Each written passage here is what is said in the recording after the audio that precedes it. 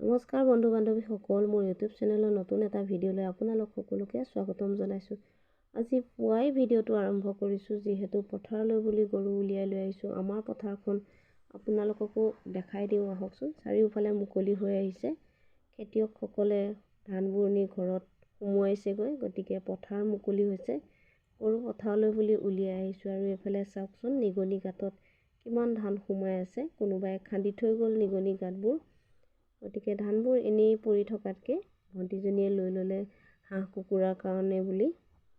এইফালে পথাৰ মুকলি হৈ আহিলে, যিহেতু আমাৰ গৰু বহুত দিন কষ্ট খাই থাকিবলগীয়া হয়, কাৰণ এৰাল দিবলৈ আমাৰ কেনেওফালে জেগা নাই। চবফালে পথাৰ, ঘাঁহ কাটি শুকান খেৰ খুৱাই ৰাখিবলগীয়া হয়। গতিকে পথাৰ ওলাইছে, গৰুকেইজনীক সোনকালে উলিয়াই আনিছোঁ।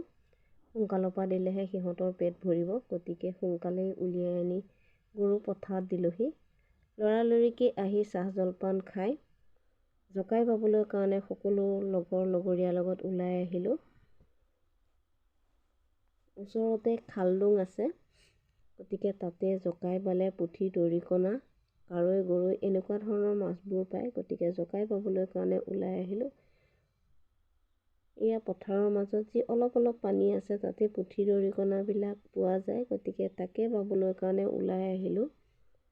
সকলোৱে মিলি এনেকৈ জকাই বাবলৈ পালে বহুত ভাল লাগে, নহয়নে বাৰু? খুব বেছি মাছ নাপায়, অলপ এসাঁজ হ'লেও পালেও বহুত, নহয়নে বাৰু? গতিকে কেইটামান হ'লেও পাবলৈ কাৰণে ওলাই আহিলোঁ জকাইখন লৈ। এইফালে পথাৰত চাওকচোন, দেখুৱাই দিছোঁ কিমান সুন্দৰকৈ মানিমুনিবিলাক গজি আহিছে। ভৰি পথাৰখনত গোটেই মানিমুনি, ইমান মানিমুনি গজিছে, নহয়নে বাৰু? আপোনালোককো দেখাই দিছোঁ। এইফালে মই জকাই বাই কিমান মাছ পাই আনিছোঁ আপোনালোকক দেখাই দিছোঁ। চাওকচোন, অলপমান, খুব বেছি নহয়, কিন্তু যিয়ে নহওক নিজে কষ্ট কৰি ধৰি আনিছোঁ। যিমানকেইটাই হওক বহুত ভাল লাগে অকণমান পালেও। এইফালে লৰালৰিকৈ মাছখিনি বাচি, যিহেতু দুপৰীয়া হৈ আহিছে, দুপৰীয়াৰ কাৰণে সাজু কৰিবলৈ হ'ল।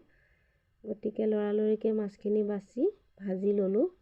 আৰু এইফালে বাৰীত সোমাই পেলাই মই লাই, পালেং আৰু চুকা টেঙা অলপ ছিগি আনিলোঁ, কাৰণ আজি দৰিকণা পুঠি মাছৰ লগত টেঙাৰ জোল খাম। গতিকে চুকা টেঙা অলপ সৰহকৈ লৈ এয়া মই পাকঘৰত সোমালোঁ তৰকাৰী বনাবলৈ কাৰণে। এইফালে চুকা পালেং আৰু লাই, অকণমানকৈ আলু এটা কাটি দি তাকে জোল বনাবলৈ বুলি ল'লোঁ।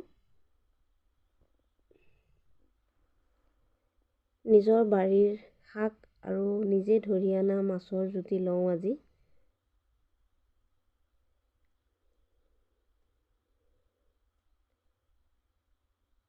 অকণমান আদা, নহৰু আৰু জলকীয়া পিচি দি ধুনীয়াকৈ চুকা টেঙাৰ লগত মাছৰ জোলখন বনালোঁ। এয়া মোৰ চুকা টেঙা আৰু মাছৰ জোল হৈয়ে আহিছে। তৰকাৰীখিনি উতলোতে ভাজি থোৱা মাছখিনি দি দিলোঁ। তাতে দি আকৌ 10-15 মিনিটমান উতলিবলৈ দিলোঁ। যিহেতু মই মাছ ভাজি লৈছিলোঁ, গতিকে ইমান সময় উতলিবও নালাগে। 10-15 মিনিট উতলাৰ লগে লগে মোৰ ইয়াৰ তৰকাৰী হৈয়ে আহিছে প্ৰায়। চুকা টেঙাৰ লগত মাছৰ জোল বাৰু খাই আপোনালোকে ভাল পায়নে? ভাল পায় যদি কমেণ্ট কৰি জনাবচোন, কোনে কোনে ভাল পায়। এইফালে মানিমুনি বুটলি আনিছিলোঁ পথাৰৰ পৰা অলপমান, তাৰ অকণমান ধনিয়া আৰু আদা, নহৰু দি অকণমান মচুৰ দাইলৰ লগত চাটনি বটিলোঁ। দুপৰীয়া সাজৰ কাৰণে এনেকৈ যোগাৰ কৰি ল'লোঁ। ভিডিঅ'টো চাই যদি ভাল পায় লাইক কৰিব আৰু চেনেলটো ছাবস্ক্ৰাইব কৰি দিব।